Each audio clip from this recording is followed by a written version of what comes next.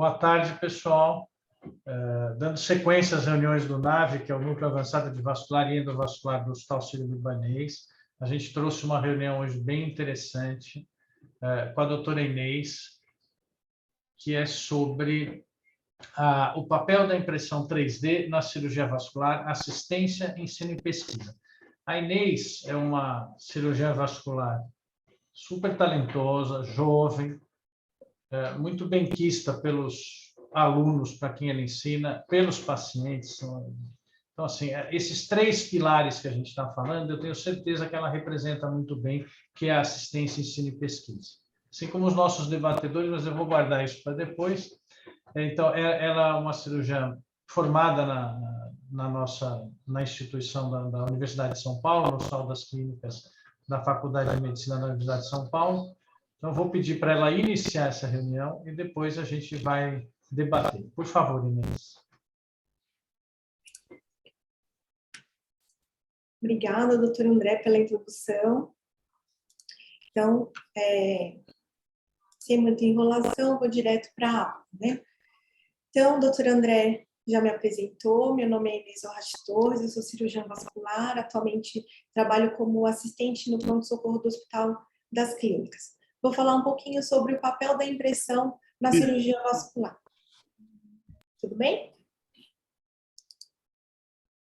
O papel da impressão 3D na cirurgia vascular. Falando um pouco sobre o uso, ensino, assistência e pesquisa. A impressão 3D é uma tecnologia muito interessante, que permite que ideias e projetos virtuais sejam convertidos em nada no final da década. Ela foi criada no final da década de 80, mas inicialmente seu uso era principalmente na indústria aeromobilística, automobilística e aeroespacial, porque as impressoras criadas inicialmente eram impressoras industriais e com custo muito elevado. A partir de 2015, as empresas pioneiras foram perdendo as patentes e inúmeras empresas menores surgiram, fazendo impressoras com melhor custo e que ocupam menor espaço, com maior facilidade técnica de uso. Com isso, houve um aumento muito grande. É uma curva semelhante à pesquisa de utilização de impressão 3D para cirurgia vascular, planejamento cirúrgico e mesmo na medicina. Então, mesmo com a pandemia, nos 2 últimos anos, mais de 100 artigos foram publicados quando a gente procura no PubMed, impressão 3D e cirurgia vascular. Antes de mostrar o uso, vou explicar um pouco como ela é feita. Especificamente para uso na cirurgia vascular, vou utilizar como exemplo uma aorta, que eu acho que é o uso mais frequente. Então, esse processo começa com uma angiotomografia bem feita. É importante fazer um exame com cortes finos, de no máximo 1 milímetro, e com uma boa contrastação na fase arterial. Isso facilita a segmentação, que é a escolha da região de interesse. Uma vez escolhida essa região, ela é isolada e esse arquivo é salvo no formato STL. Em seguida, um segundo software é utilizado para preparar essa imagem. Esse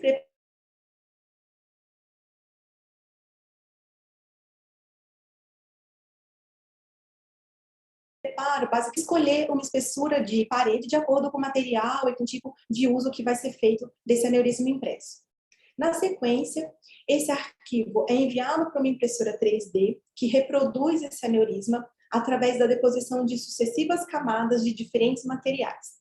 Os mais comuns são resinas sensíveis à luz ultravioleta ou plásticos que podem ser derretidos e adicionados camada por camada.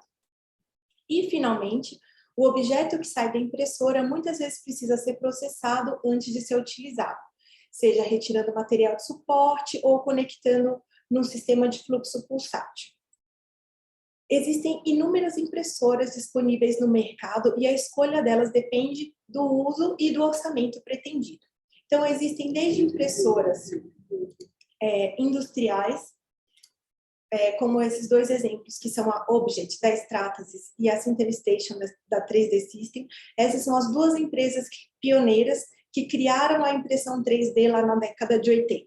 Então, elas ainda são pioneiras, existem inúmeras impressoras industriais com uma infinidade de materiais disponíveis, mas o custo ainda é alto. Então, para suplantar essa dificuldade, existem as impressoras de bancadas, que são as impressoras pequenas, feitas para serem acomodadas dentro da residência, de um escritório ou de um laboratório pequeno. Isso reduziu muito os custos e tem uma infinidade de materiais que também conseguem fazer uma impressão de boa qualidade. Quem quiser saber um pouco mais sobre o assunto, existe um artigo disponível via PubMed, onde a gente explica algumas impressoras, alguns materiais que são úteis para uso na cirurgia vascular e quais os principais softwares disponíveis. Então, depois dessa introdução sobre o que é e como é feita a impressão, eu vou realmente partir para algumas opções de uso prático, começando a falar sobre o ensino. O modelo de ensino utilizado hoje pelo mundo inteiro, na verdade, é um modelo proposto no século XX por Halsted. É um modelo tutor-aprendiz, que consiste em cuidar dos pacientes sob supervisão, já tendo uma base teórica, né, os residentes já são médicos, já têm conhecimento de anatomia, fisiologia e de técnica cirúrgica, e vão aprendendo operações de complexidade crescente até a independência. Essa é uma foto da Avenida Paulista, no começo do século XX, quando Halsted descreveu esse modelo de ensino. E essa é uma foto da Avenida Paulista hoje. Então, com todas essas mudanças que aconteceram no mundo, o ensino na cirurgia também precisa avançar. É importante incorporar essas novidades tecnológicas e as novas ferramentas que existem para o ensino.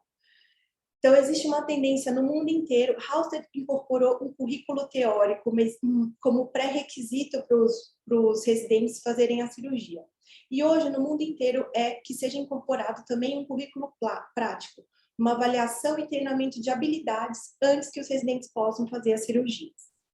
Nesse âmbito, a impressão 3D parece ter uma grande utilidade. Foi o objeto do meu doutorado, que eu vou mostrar um pouquinho mais a fundo. Então, o doutorado consistiu na criação e teste de um simulador para treinamento da correção endovascular do aneurisma de aorta abdominal, que é uma das cirurgias mais complexas que os residentes fazem durante a residência.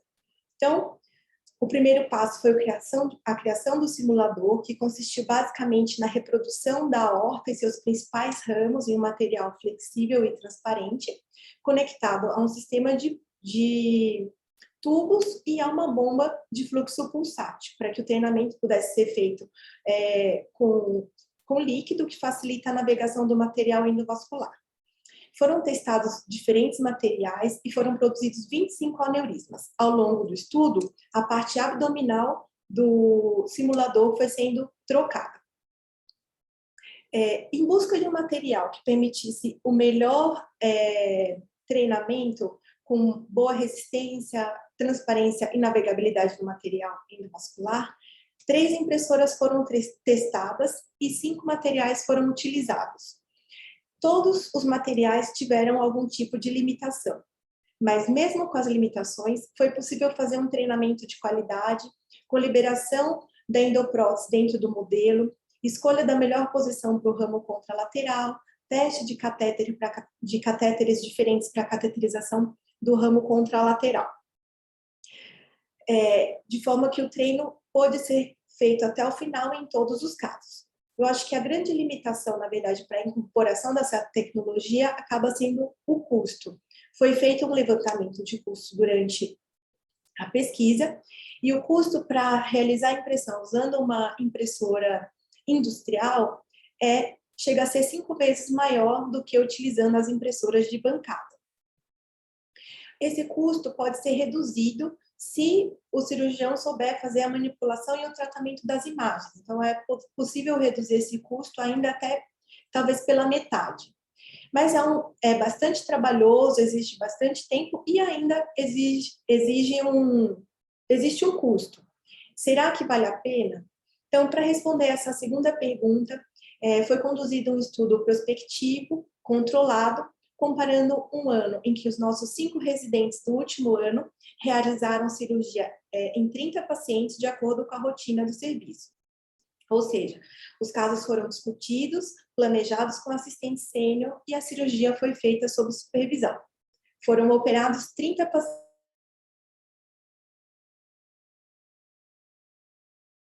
pacientes com aneurisma endovascular eletiva. Esse grupo foi comparado aos residentes do ano seguinte, onde, além dos cuidados de rotina, os residentes puderam fazer um treinamento paciente específico antes de cada caso. Esse é um vídeo mostrando uma sessão de treinamento. Então, é possível ver o aneurisma feito numa impressora 3D, a liberação da endoprótese, liberação do free flow, cateterização do ramo contralateral, aqui a liberação do ramo contra e a liberação da endoprótese. Com esse treinamento, aconteceu uma redução em 30% do tempo de radioscopia, 29% do tempo de cirurgia. Essa redução se deu principalmente na diminuição do tempo para a cateterização do ramo contralateral, que diminuiu em 52%. Houve redução também do volume de contraste em 25%. Além disso, os residentes consideraram o treino muito útil por ver o que acontece com o material endovascular em 3 dimensões, facilitou o entendimento do material e uma melhor compreensão do procedimento. Todas as pessoas envolvidas, residentes e assistentes, veem o potencial aumento da segurança do paciente nesse tipo de treinamento. Existem outros trabalhos interessantes que mostram a possibilidade de usar a impressão 3D, utilizando essas impressoras de baixo custo, também para a produção de modelos para treino de angioplastia de carótida. Os treinos, esses estudos ainda são iniciais, mostrando só que é factível e que é possível fazer o treino nesse modelo, né? É possível liberar o stent, é possível colocar o sistema de proteção. Ainda faltam estudos realmente controlados, comparando treino e não treino.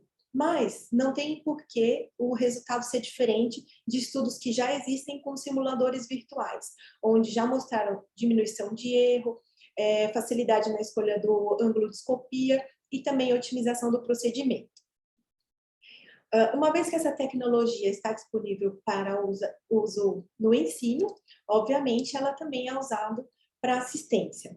Para assistência, a gente lembra do uso da impressão 3D, principalmente pensando em casos mais complexos. Então, existem vários trabalhos publicados mostrando o uso da impressão 3D para planejar aneurismas viscerais com anatomias difíceis, casos de malformação congênita ou dissecção. Eu vou focar nos aneurismas justa-renais na utilização de endopróteses fenestradas. Esse é um protocolo que está em andamento atualmente no serviço. Esse daqui foi um dos primeiros casos treinados. Então, é um paciente com aneurisma de aorta justa-renal de 6,5 centímetros. É possível ver a relação aqui do aneurisma com as artérias renais, tronco celíaco e mesentérica superior. Aqui dá para ver uma reconstrução, para ter uma ideia geral do caso, e o nosso planejamento. Então, o planejamento para esse caso era apoiar uma endoprótese. Foi escolhida uma Valiant Captiva na base do tronco celíaco, com 3 fenestras, uma para a mesentérica e 2 fenestras para as renais.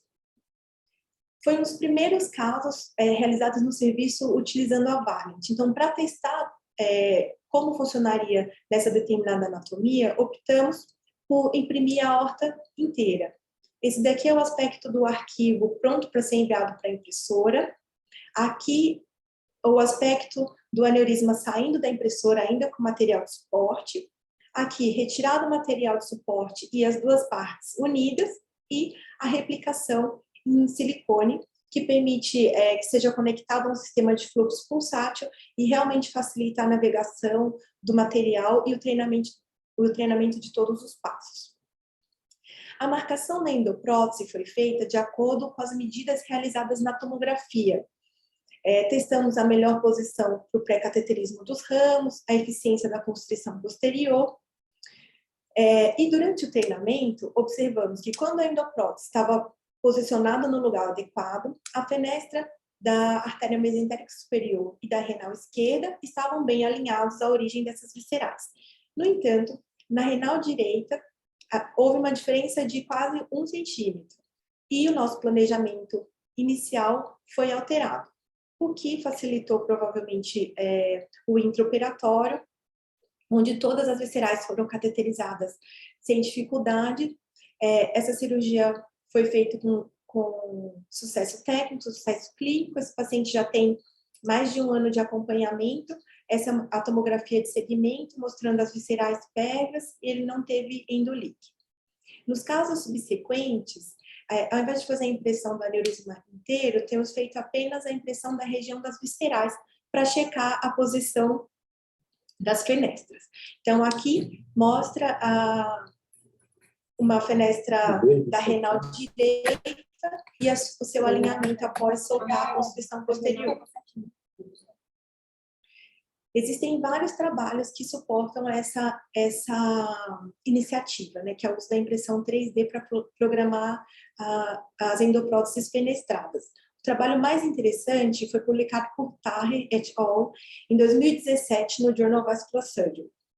É um estudo unicêntrico, mas que avaliou 60 pacientes submetidos à correção endovascular utilizando a endoprótese da Anaconda, que fornece comercialmente um modelo impresso em 3D, né? Esses autores reportaram quase 22% de mudanças do planejamento inicial depois que o protótipo foi testado dentro do modelo de aneurisma impresso na impressora 3D.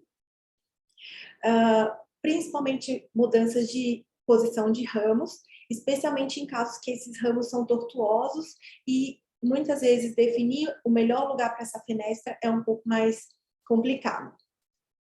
Existe uma revisão, inclusive, uma revisão sistemática sobre esse assunto, que encontrou 9 artigos, sendo que a maioria são séries de casos, né? Não tem ainda estudos realmente controlados, é um tema relativamente novo. Ainda existem alguns detalhes técnicos a serem definidos, por exemplo, qual o melhor material, a melhor técnica de esterilização, mas parece ser uma técnica muito útil e perto do custo que tem uma endoprótese fenestrada com um bom custo-benefício.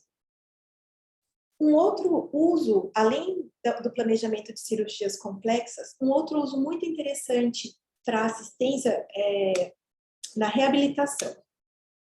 Essa daqui é uma foto de uma prótese chamada RoboHand. Foi um projeto de um carpinteiro da África do Sul que sofreu um acidente e perdeu 4 dedos da mão direita. Então, ele teve um apoio de engenheiros e da empresa MakerBot, que é uma das maiores empresas de impressora de bancada. Eles conseguiram testar as ideias, realmente produzir esse projeto, que está disponível online para quem quiser, junto com instruções de como montar.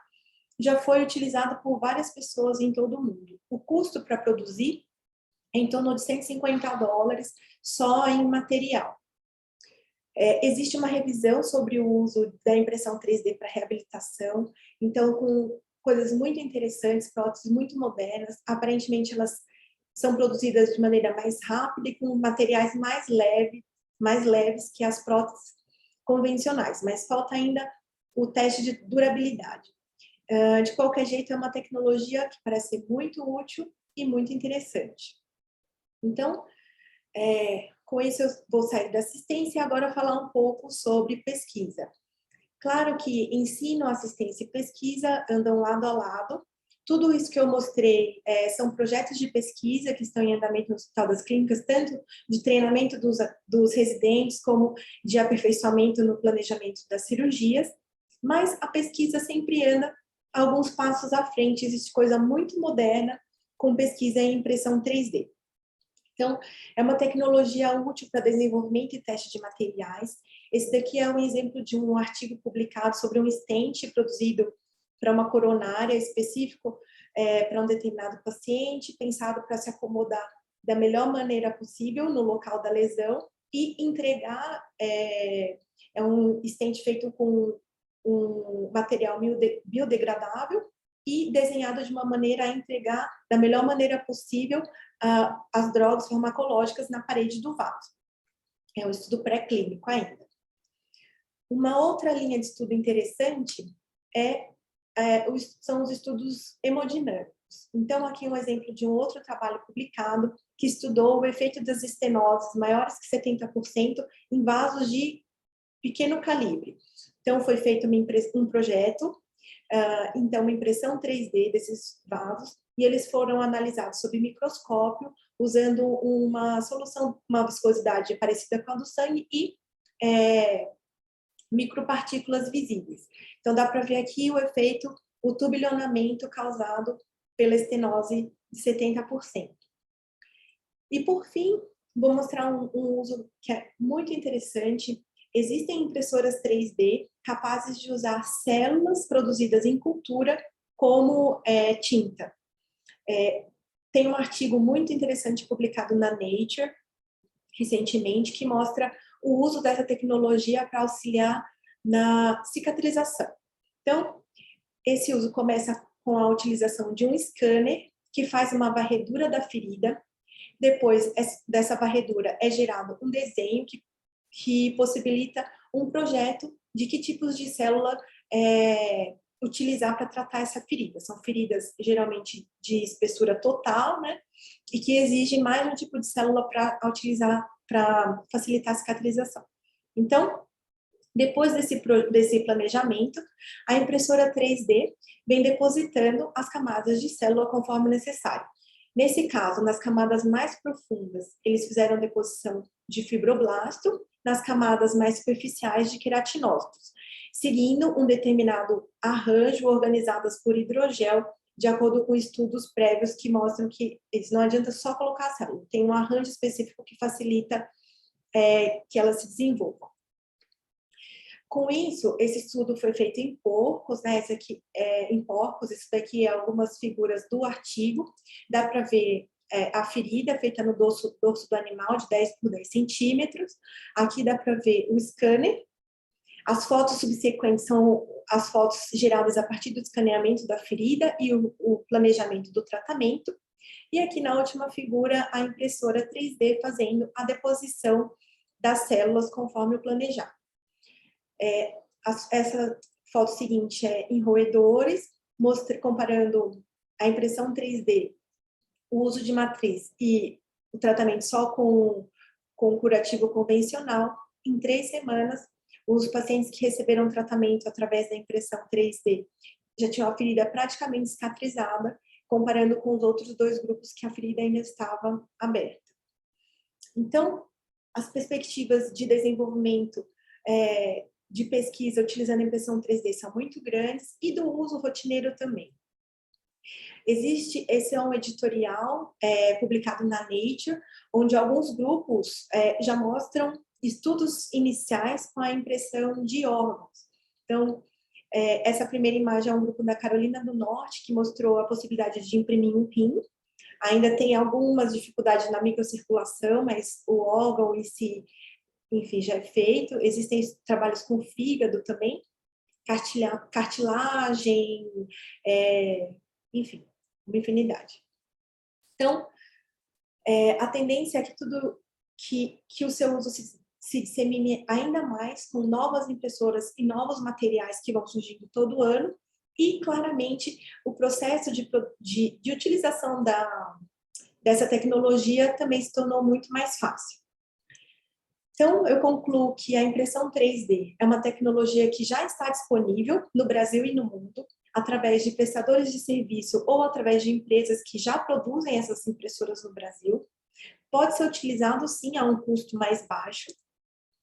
Tem um uso muito importante que pode abranger ensino, assistência e pesquisa. Então, no ensino, não só para treinamento nos residentes, mas existem trabalhos que mostram utilidade também para alunos da graduação.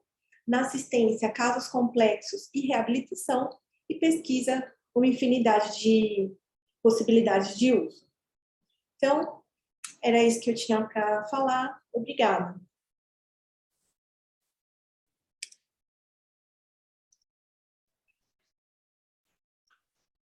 Parabéns, Inês, parabéns. Eu tinha certeza que a gente ia ter uma palestra com um monte de coisas interessantes para a gente ouvir, além da experiência que eu já conhecia de você, que tive a honra de estar na sua banca de defesa de doutorado, então eu já tinha uma prévia do que vinha.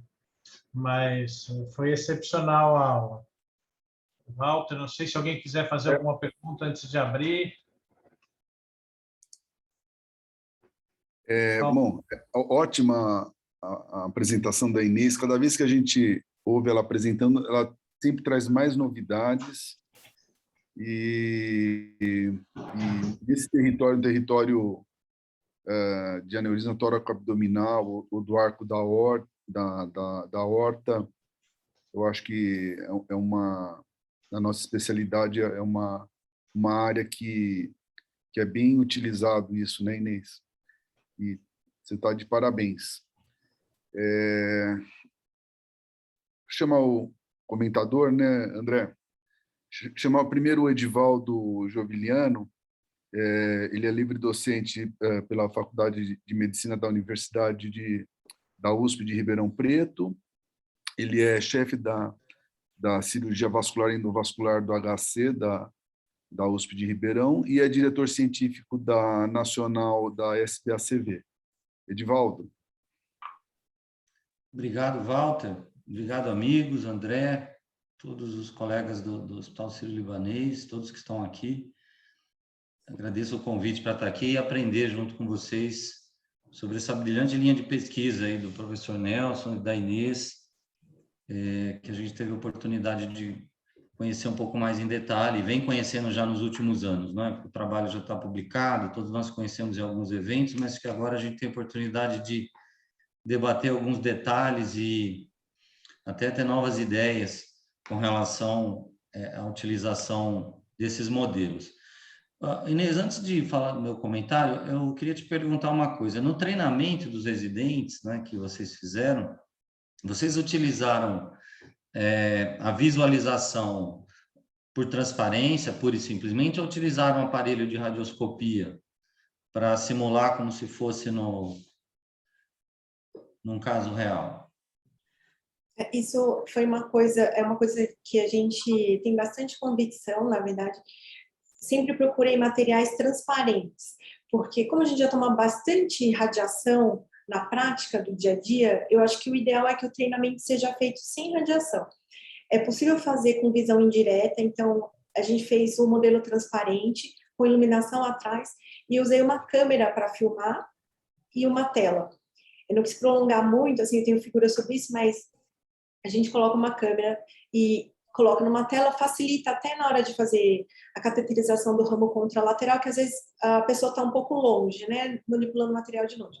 Então, o treino é feito sob visão indireta, mas a gente evita ao máximo o uso de radiação.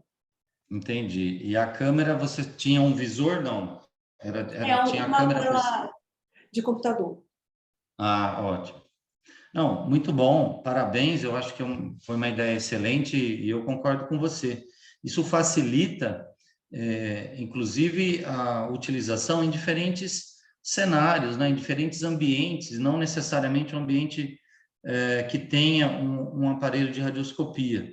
Então, isso amplia muito a possibilidade de utilização desse modelo que vocês criaram, e eu acho que ele, numa palavra já muito utilizada em outros ambientes, ela democratiza o acesso a essa tecnologia de ponta, porque é uma tecnologia de ponta. Se a gente trouxer 20 anos para cá, isso é muito pouco tempo, né?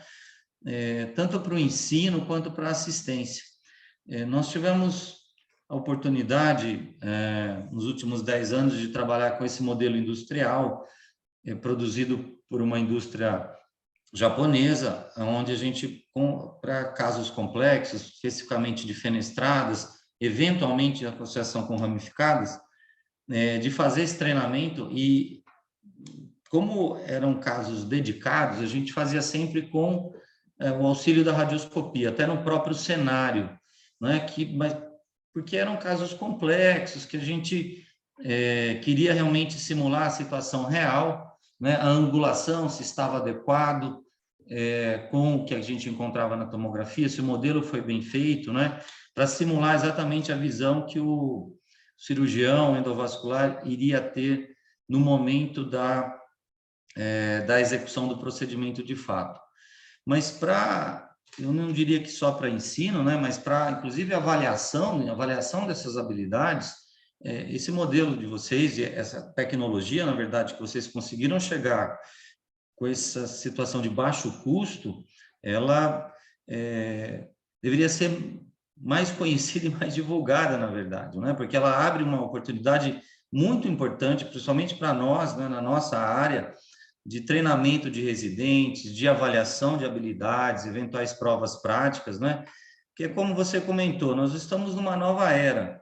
Não adianta a gente pedir uma receita de bolo de como fazer uma cirurgia para descrever isso.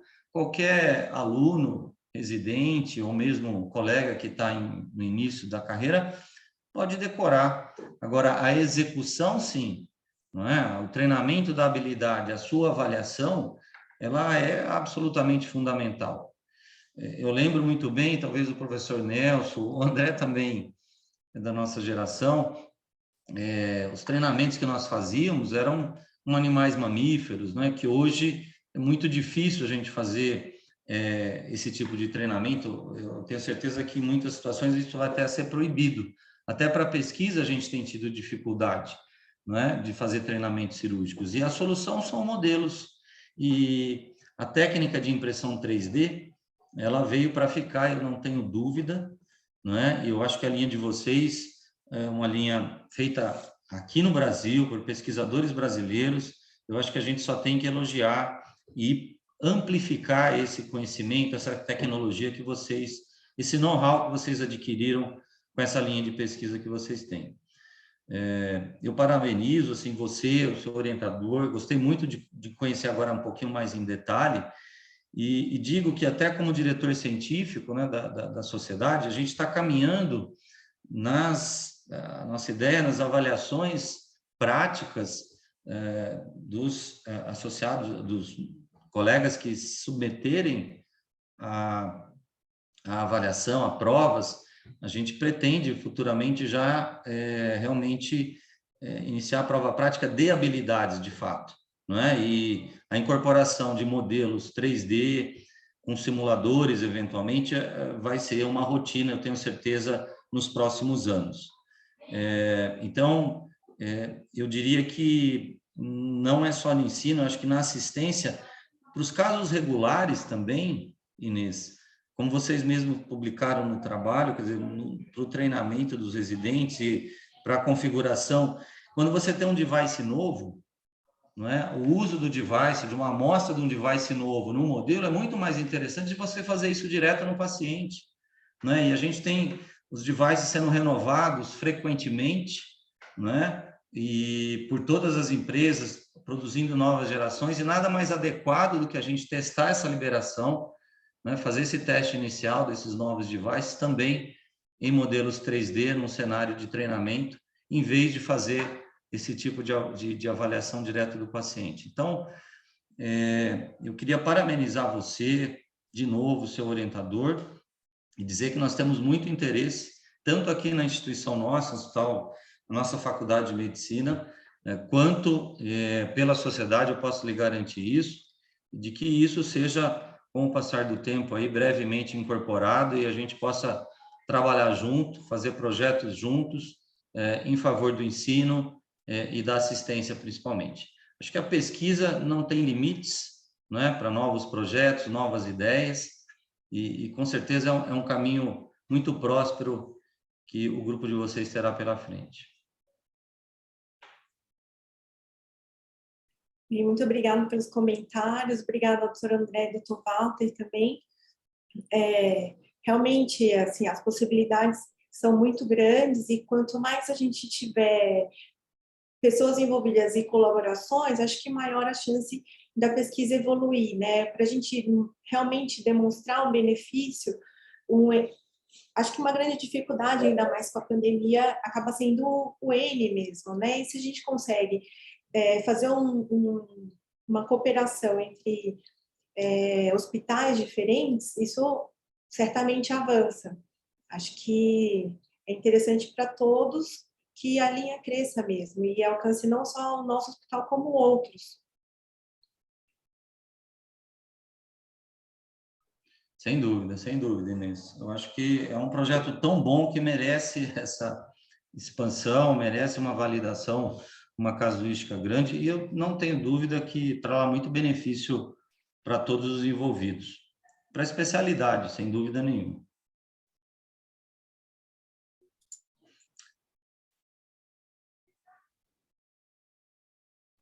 Obrigado, Edivaldo. Como sempre, são comentários que ajudam bastante a gente, dão uma visão importante de como a gente pode caminhar com isso. O que a Inês trouxe realmente tem muita margem para a gente explorar. Eu vou convidar agora o Dr. Gustavo Paludetto, que é um cirurgião vascular de Brasília, extremamente experiente nos casos complexos e, portanto, envolvido na execução, no pensamento desses dispositivos, e tem uma noção, tenho certeza, uma noção importante de quanto a impressão 3D pode ajudar nisso. Eu sei que ele também participou das linhas de pesquisa dessa prótese, em que a indústria mandava o modelo para nós, né? Depois, se alguém quiser ver, eu tenho algum aqui do lado. O Dr. Gustavo é doutor e mestre em Ciências Médicas pela Universidade de Brasília, diretor da Unidade Neurocardiovascular dos Hospitais do Grupo Santa, membro titular da SOBRICE, né, do Colégio Brasileiro de Radiologia, e da SBACV, e é responsável pela Divisão de Radiologia Intervencionista e Cirurgia Endovascular do Hospital das Forças Armadas e Instituto de Cardiologia e Transplantes do Distrito Federal. Eu vou parar, porque senão tanto ele quanto o Edivaldo, a gente vai qualificá-los aqui, acaba a reunião. Eu tenho certeza que ele vai mostrar por que ele merece todos esses títulos. Gustavo, por favor. Primeiro, boa tarde a todos aí, Inês, parabéns, né? Queria primeiro agradecer o convite aí de todo mundo.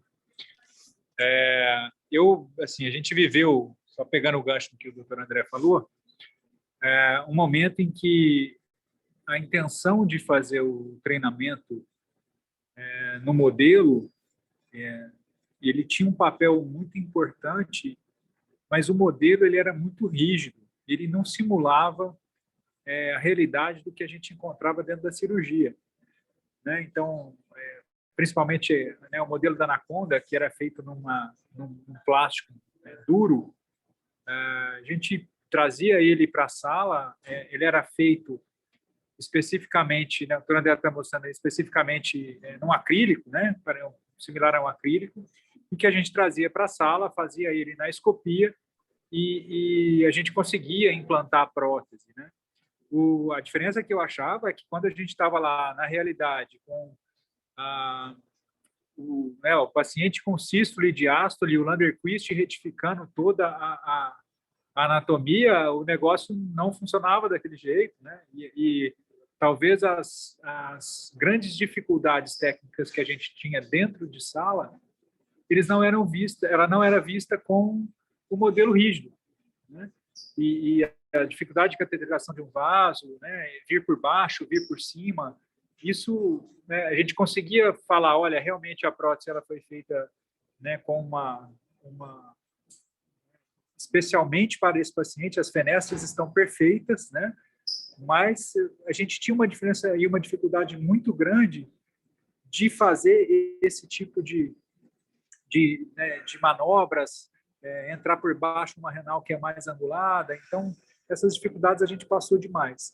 Hoje, a gente trabalha com um modelo, principalmente nos workshops que a gente faz aqui, que é um modelo com uma bomba, né, que simula uma sístole, e com modelo de silicone, é um modelo importado que ele acopla, né, nessa bomba que a gente tem, nesse sistema. E o grande problema que a gente tem é o custo de um novo modelo, né? E pelo que eu andei vendo e andei estudando sobre esse modelo seu de silicone, ele parece fantástico e parece popularizar bastante um ensino que é fundamental, né? Hoje, eu que, né, tenho uma escola mais antiga, a gente aprendia a cirurgia aberta, e o seu staff está com você na cirurgia aberta, se você faz uma costura que não está boa, se você disseca um vaso, está todo mundo ali para corrigir, para te ensinar a passar o ponto, para fazer um negócio desse. Enquanto no paciente a liberação de uma endoprótese, se ela fica mal posicionada, principalmente falando de aorta abdominal, ou fecha a renal, ou fica um endolíquido tipo 1, se ela migra para baixo ou para cima. Então, do ponto de vista educacional, acho que o Edivaldo foi bem claro, é fantástico, né? E eu tenho um pouquinho de dificuldade de mostrar para as pessoas ali ao vivo, igual você falou com a câmera, eu ainda gosto de fazer a endoscopia. Apesar da radiação, eu acho que a escopia ainda é uma realidade que a pessoa pode se orientar ali com as marcas e tal. Eu estou assim, impressionado com a sua apresentação, eu já fui atrás aqui de se o modelo da impressora 3D que a gente tem é o mesmo que você tem aí. E a minha dúvida é a seguinte, né? 2 perguntas que eu tenho para você. Para quais casos na prática privada, sem ser do ponto de vista educacional, você acha que tem vantagem de fazer um modelo e um disparo de uma endoprótese desse tipo, principalmente quando o cirurgião customiza essa endoprótese? Segundo, hoje a gente raramente faz a modificação em bancada. Hoje eu uso o laser para fazer fenestra in situ. A gente acabou de fazer um caso aqui, que era uma correção do endolique 1A com 2 fenestras para as 2 renais, com fenestra in situ. Então, se o seu material, o silicone, você já fez algum teste nele com laser, tá? E como que você consegue esse material de matéria-prima? É específico de uma coisa que você bolou? É uma coisa comprável? É uma coisa que você acha que vai ser reprodutível e reproduzível em larga escala? Como eu vi que, né, eu tenho essa ideia, acho que o Edivaldo também tem aí do ponto de vista de sociedade, para a gente sair com treinamento e até implementar isso no futuro como uma realidade nas nossas provas, para que as pessoas possam realmente demonstrar que sabem fazer, né, e que não só estudaram e estão passando numa prova teórica. Obrigada, doutor Gustavo, pelos comentários. Então, respondendo as perguntas, quais casos que têm vantagem de uso na vida prática? Acho que são 2 situações, assim, claro, casos complexos, mesmo quem já passou da curva de aprendizado, que faz sempre fenestrado, que faz sempre aneurisma visceral, nessa realidade sempre existe um caso que é mais complexo, seja porque tem uma tortuosidade ou uma estenose não origem de uma visceral, enfim, em que realmente fica difícil saber exatamente a posição que a prótese vai ficar, e que vai se acomodar dentro do paciente. Então, acho que casos especialmente complexos, pessoas que muitas vezes, assim, na prática, dentro de um hospital escola, muitas vezes a gente já tem divisão de grupo e é mais fácil manter uma certa quantidade daquela cirurgia por ano. Mas na prática fora, às vezes é uma coisa um pouco esporádica. Então, se você vai fazer uma endoprótese fenestrada por ano, a cada 2 anos, talvez mesmo já tendo feito várias, seja benéfico usar um modelo desse tipo para realmente não ter para ter um bom entrosamento na hora da cirurgia, para não titubear em relação aos passos. E eu acho que o doutor Edivaldo Jubiliano citou, sempre que você tem um material novo, né? Porque como o material endovascular está sempre evoluindo, mesmo que você esteja sempre acostumado em um grande volume daquela cirurgia, muitas vezes quer testar se aquele stent novo vai ter uma boa conformabilidade naquela anatomia, ou no caso do laser, né? Enfim, alguns passos e como funciona exatamente. Então, eu acho que casos muito complexos, pessoas que têm um baixo volume cirúrgico ou sempre que for utilizar um material novo. Acho que se é uma cirurgia nova, um caso muito complexo ou um material diferente, vale a pena. Esse nosso simulador, a proposta é uma linha que a gente acredita muito. Os simuladores que a gente tem hoje são todos importados. Mesmo antes do dólar subir como está, assim, eu cheguei a fazer uma cotação, seria quase 20 mil reais para um modelo, né? Para um só, e muitas vezes nem é um modelo genérico, assim, você não tem a possibilidade. Aqui a gente tem a vantagem, no caso do treinamento, como é feito específico para aquele paciente, os residentes podem treinar planejamento, não só a execução, né? Você vê a tomografia, planeja, e depois vê o que acontece ali na anatomia. E o desenvolvimento, na verdade, é crédito do professor Nelson, que tem uma oficina e que tem um know-how muito grande na manipulação do silicone. A gente testou várias impressoras industriais, impressoras de bancada, através de prestadores de serviço. Todos tiveram alguma limitação. Então, agora o que a gente tem são 2 impressoras simples de bancada, que a gente escolhe caso a caso o que utilizar. Se a intenção é treinar o procedimento completo, a gente acaba imprimindo numa impressora de filamento e reproduzindo em silicone, que daí o professor Nelson consegue fazer isso e a gente consegue fazer no final o processo todo sem precisar importar nenhum material que não seja o silicone. O material para impressora, a impressora que a gente utiliza hoje é uma impressora feita no Brasil. Então, o filamento, o suporte técnico é feito diretamente com essa empresa, que é aqui no interior de São Paulo, o que, enfim, diminuiu bastante o custo. E, no final, a intenção é que a gente encontre uma impressora que a gente consiga fazer a impressão direta do produto final, porque isso é o mais simples, evita a mão de obra depois. Esse trabalho do silicone não é fácil, acho que o professor Nelson pode falar um pouco a respeito, mas por enquanto não existe. Assim, existe uma impressora que imprime direto em silicone. A gente teve uma reunião recentemente com os engenheiros dessa impressora, uma impressora alemã, mas que não consegue imprimir casos tão complexos como os nossos. Então, por enquanto, a gente tem a sorte de ter esse know-how, de conseguir replicar em silicone, mesmo utilizando impressoras muito simples e de baixo custo. Antes de abrir para o público, eu quero até corrigir uma injustiça que eu fiz, que nós, coordenadores, fizemos nos convites. Eu realmente gostaria de ter convidado oficialmente, mas já que não foi, eu vou convidar agora para falar um colega que não é cirurgião vascular, então está com uma outra realidade, participa dessa experiência em outras áreas também, alguém mais ligado à imagem, né, mas que está sempre para e passo com cirurgiões, que é o Dr. Bruno Aragão Rocha, que estava nos acompanhando agora na reunião, espero que ele ainda esteja, não chequei. Ele é radiologista.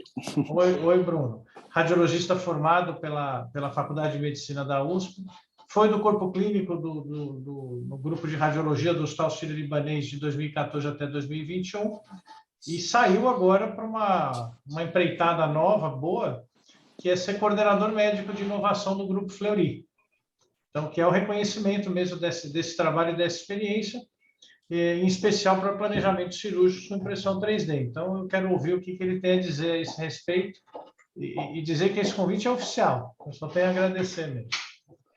Obrigado, André. Primeiro, eu queria parabenizar a Inês e o professor Nelson, que eu sou testemunha ocular aí desse projeto desde o começo, extremamente fã desse projeto, e eu acho que a grande disrupção, aí, a grande novidade que o processo que eles criaram traz foi essa questão de conseguir trabalhar com silicone num baixo custo, né? Isso, de fato, é uma coisa que não existe nas impressoras comerciais hoje, né? A maioria ou é aquele material duro ou é um material flexível que não é tão flexível assim, a transparência não é tão boa, às vezes ele é meio quebradiço, super difícil de trabalhar.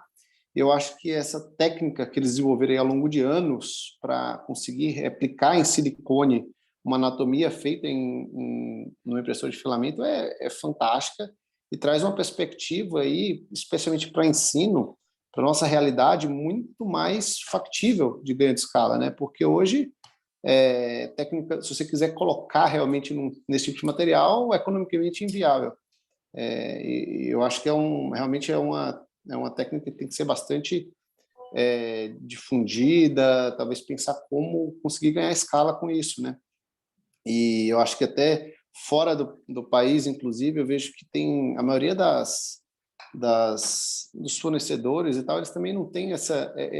apesar da gente achar que fora do país a questão do custo é menor, também esse é um grande problema. Então, é realmente conseguir trabalhar com simuladores tão realistas, tão bons, num custo mais baixo, é uma grande disrupção. E eu acho que o grande desafio aí é realmente como trazer esse tipo de tecnologia mais para a rotina, mais para o dia a dia, né? Eu acho que talvez jogando aqui mais uma ideia, né? Talvez um caminho é tentar trabalhar, pensar como a própria indústria das frotas poderia custear esse tipo de desenvolvimento. E eu acredito muito nessa linha de que esse desenvolvimento tem que estar na mão realmente da equipe que vai utilizar. Então, ou do cirurgião vascular, da instituição de ensino. Quando esse desenvolvimento parte direto da indústria, normalmente não fica legal, não fica bom. Como o nosso colega anterior tinha comentado, às vezes não tem aquele feeling de que não vai funcionar bem. Então, eu acho que, eu olhando assim, eu acho que esse é o grande caminho, né? A gente tem uma equipe de pesquisadores, de cirurgiões engajados, fazendo esse tipo de desenvolvimento, e agora pensar alguma forma de como trazer esse tipo de projeto para a escala e para a rotina. E esse talvez aí seja o grande desafio, né? E, novamente, parabéns aí a Inês pelo projeto, que é fantástico. Bruno, obrigado. Obrigado. Eu vou pegar o gancho do que você falou, só para começar a discussão, depois, por favor, o pessoal participe, mas eu vou pegar duas coisas que eu ouvi.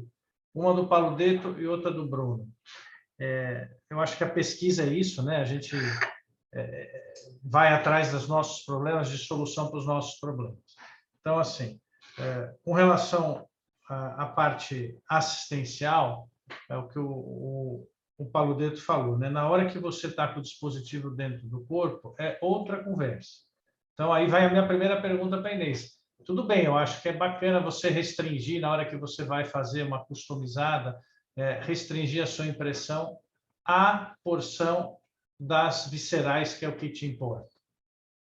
Só que se você não tem todo o corpo e todo o device, o shaft, né, de delivery do dispositivo para levar ele até lá e botar ele transitando nas tortuosidades que você tem que transitar, você não tem toda a noção do que vai acontecer com o seu dispositivo. É o que ele falou, as fenestras estão no lugar perfeito, mas quando chega na hora você não consegue parear. Então, acho que essa é uma pergunta para a gente deixar. E pegar o gancho do que o Bruno falou, eu sempre pensei isso. Acho que, do ponto de vista assistencial, hoje a gente está numa discussão tão violenta de compliance, desse tipo de problemas da relação médico com a indústria. Essa é a relação que tem que ser fortalecida. A indústria que está vendendo endoprótese, ela tem que ser sua parceira. Nos casos complexos, é de fazer o seu modelo como a empresa que fazia Anaconda, que é a Terumo, fazia. Ela não fez do jeito certo, era rígido, era chato. O Edivaldo conhece bem o modelo, o Paulo Detto também.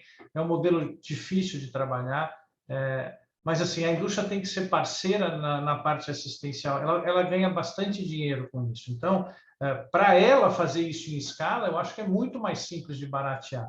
Nós estamos falando de uma coisa mundial, nós não estamos falando de uma coisa regional da Universidade de São Paulo para treinar 5 residentes. Não é isso. Ela está vendendo isso. Porque você não tem só o modelo, você tem a prótese para disponibilizar e ser usado. É essa interação que é muito difícil. E do ponto de vista de treinamento, que são os dois grandes negócios hoje na medicina, um é vender material, o outro é vender treinamento, certificação que seja, né? Que ainda não está, embora o Edivaldo colocou e o Paulo Detto também, que seria o desejável, isso ainda não está na mão da sociedade. Nem a certificação efetivamente, nem o treinamento, muito menos o treinamento. É uma das coisas que mais se vende, né? A gente está falando de novas tecnologias, se a gente for para a mídia social, o que se vende de treinamento é uma coisa impressionante. Então, eu acho que talvez esses sejam os locais para a gente pedir ajuda. A indústria, no ponto de vista assistencial e de pesquisa, e no ponto de vista de treinamento, para quem vende treinamento e certificação. É só para jogar aí, eu acho que tem gente mais habilitada que eu para discutir isso. André, vamos chamar o professor Nelson Delutia, que encabeçou tudo isso no Hospital das Clínicas.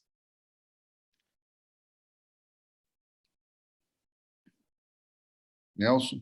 Opa, então, bacana. A apresentação da Inês foi muito completa, abrangente, falou uma série de coisas.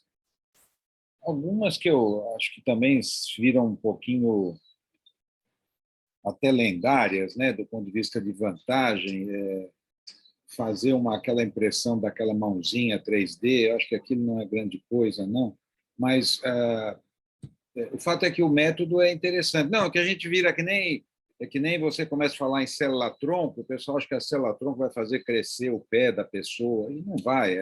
Então, o 3D é uma técnica que tem um apelo interessante do ponto de vista de treinamento, realmente, e acho que para qualquer um de nós, se você chegar e falar, tem uma cirurgia na segunda-feira, você gostaria de soltar a prótese antes para ver como é que funciona?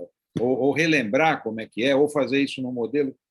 Todos nós íamos querer fazer. Você perguntar isso para os residentes, nossa, quando a tese da Inês acabou, a mágoa dos residentes da outra leva é que não ia continuar, porque aquilo era uma delícia. A gente tinha próteses vencidas, né, que a empresa fornecia, muitas a gente remontava. Então, as pessoas, obviamente, que... E você falar o resultado que melhora com o treinamento, é lógico que melhora. Você treina passo a passo o que vai acontecer, né? Então, algumas coisas em relação ao que a gente aprendeu. Material, né? As impressoras, a Inês mencionou, recentemente nós temos um projeto de pesquisa junto com a bioengenharia do INCOR, e houve a possibilidade de que a gente tentasse adquirir uma impressora que fizesse diretamente a impressão em silicone, porque as outras impressões são ou rígidas ou sem elasticidade ou com pouca resistência às manobras de simulação. Então, o que aconteceu? Uma super grupo de engenheiros, e os caras mostraram para a gente um diamante, né, uma peça com um formato geométrico que tinha sido impressa em silicone. Eles acharam que a gente ia sair babando. Daí, quando eu mostrei para eles, o que nós queremos é um aneurisma, o formato que eu preciso, uma impressão 3D, eles falaram, não, isso aí nós não conseguimos fazer, não, está muito longe da nossa realidade. Porque, realmente, a resina, se é uma polimerização rápida dos dois componentes, mas o silicone exige uma polimerização com temperatura quente, é muito mais complicado, né? E realmente a gente consegue fazer. Não entendi se o Paulo Detto falou que ele tem um negócio parecido com o que a gente tem. Não tem. Aquilo lá, o que ele deve ter é uma coisa que compra pronta. Tem algumas indústrias europeias que vendem modelos prontos, comercializados, tem um custo X, né? Os nossos, eles são personalizados, né? É baixo custo porque não são vocês que pagam o IPTU, o salário do funcionário que faz esse negócio e toda a estrutura que eu tenho para manter. Você falou que eu tenho uma oficina, eu tenho um laboratório mesmo, uma oficina, um laboratório de alta tecnologia, que na verdade, a gente consegue replicar esses formatos e que exigem realmente ainda estar numa fase artesanal. Mas, enfim, eu acho que a perspectiva, único grupo que eu acho que faz alguma coisa parecida, o Gustavo Oderich, lá na Meio, falou que eles tinham umas simulações em silicone, inclusive com temperatura, fluxo pulsátil, para realmente simular condições complexas, até quando você oclui, vê o que acontece com as pressões em um ponto e outro, né? Então, essa linha é uma linha bastante interessante, nós devemos prosseguir por ela. Realmente, a extensão, e não é só da cirurgia endovascular, né? A simulação, eu tive a oportunidade de orientar a Inês, logo no começo dessa trajetória, para fazer o curso lá do grupo da Sociedade Europeia, que organiza os cursos tradicionais, lá em Pontresina, na Suíça. Cirurgia aberta, você treinar sutura em modelos também de fluxo pulsátil, com características semelhantes, aneurisma complexo, tóraco abdominal. Então, isso para efeito até da certificação da sociedade, como o Joviliano e o Paulo Detto falaram, é muito interessante, porque realmente você pode ter bancadas colocadas e você vai ver se o candidato realmente consegue dar ponto, consegue suturar, fazer uma sutura que seja, ou então até de um aneurisma complexo, se for uma certificação mais evoluída. Então, tudo isso está em aberto, né? Realmente a gente precisa... A colocação do André é muito justa, né? As indústrias têm fonte para, eventualmente, financiar, porque o baixo custo não é baixo custo. A gente sabe o quanto a gente trabalhou para ter essas impressoras e para chegar nesse ponto de estar fazendo.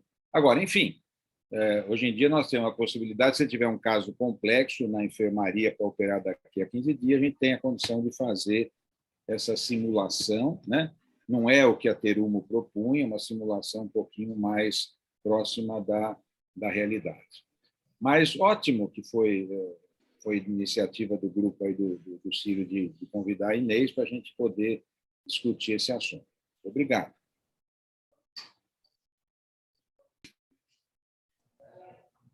Inês, e a parte venosa? Então, doutor Walter, esse é o nosso desafio atualmente, eu acho, né? O grupo, enfim, da congestão pélvica, principalmente, está crescendo bastante e a gente está tentando ganhar o know-how nessa manipulação da imagem de veia, que é um pouco mais difícil, né? Como a contrastação da veia é muito pior no tempo venoso, né, comparando com as artérias no tempo arterial, é muito mais difícil reproduzir de maneira fidedigna.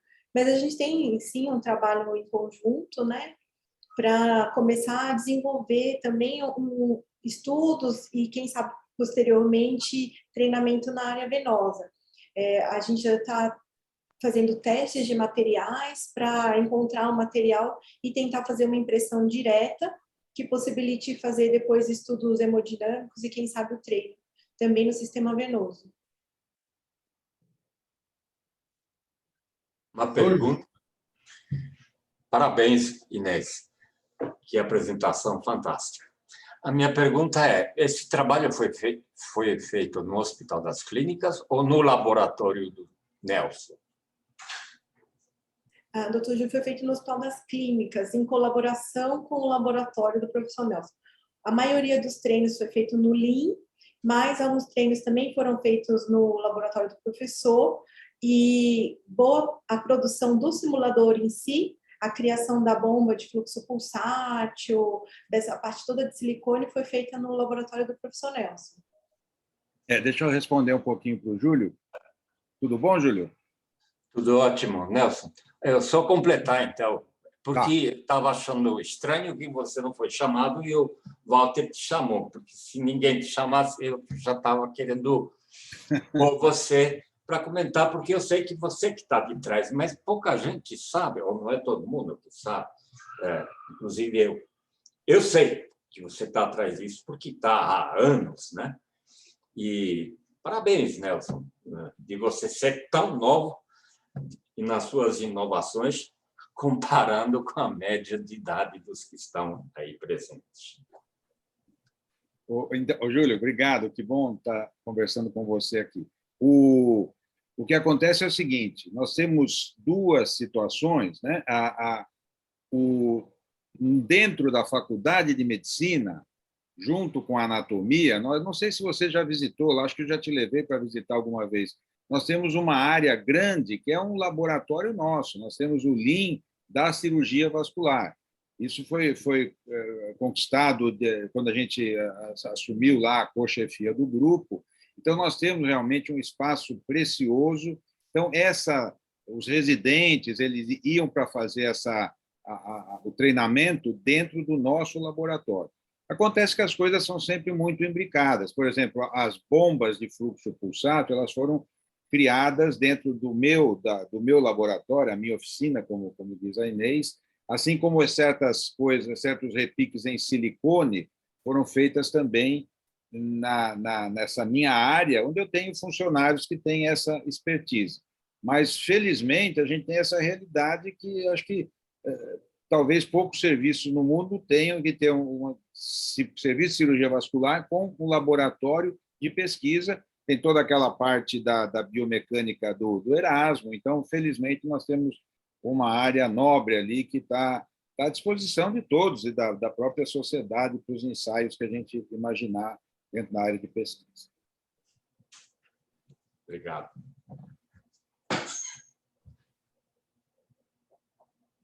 Se alguém tem mais alguma pergunta, algum comentário, nós já estamos avançados na hora, infelizmente. Eu só queria fazer um comentário, André, em relação ao Bruno, né? Porque nós fizemos há um tempo atrás uma apresentação dessas e alguém da radiologia mencionou, esse é um campo que obviamente vai crescer muito, então mencionou que, assim como hoje em dia você tem, do ponto de vista de imagem, você tem a reconstrução 3D, né?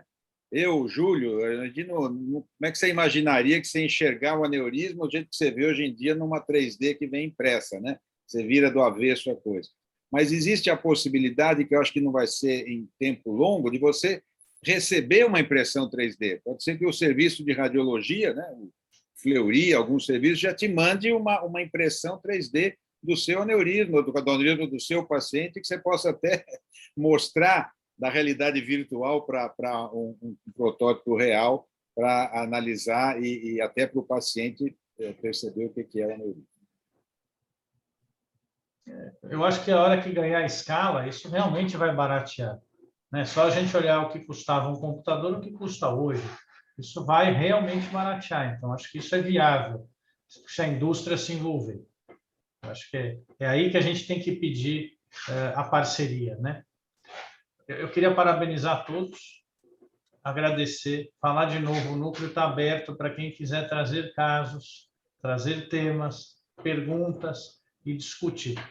Hoje nós tivemos 3 colegas que acho que ainda não tinham participado diretamente, né? Todos os demais eu vi que já alguma vez já estiveram, mas estava o Paulo Deto, o Bruno, o Edivaldo, fiquei muito feliz de eles estarem aqui, fiquei muito feliz com o professor Nelson, com a Inês, que com certeza só acrescentam para esses temas. Acho que a gente vai ser, como o Dr. Nelson fez o laboratório dele, a parceria público-privada, a gente vai também fazer, acho que das universidades vão vir vários temas para o núcleo do Hospital Sírio-Libanês para serem discutidos. Eu acho que tem que vir mesmo, tem que vir da onde sai e é gerado o conhecimento. Então, parabéns a todos que estavam envolvidos e, de novo, reforçar. Sempre na última quarta-feira do mês, nós temos a reunião do núcleo. Ela é uma reunião aberta, tanto para assistir quanto para a oferta de temas, mesmo que a pessoa não queira apresentar, mas queira sugerir, a gente vai estar aberto.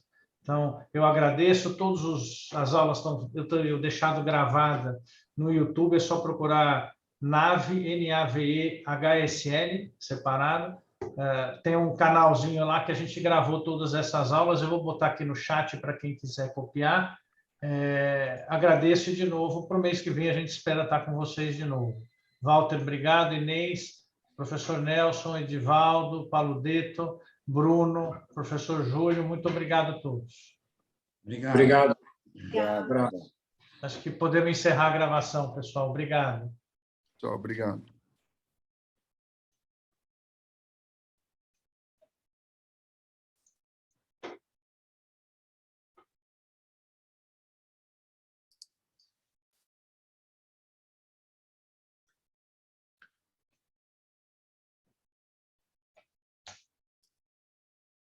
Inês, parabéns.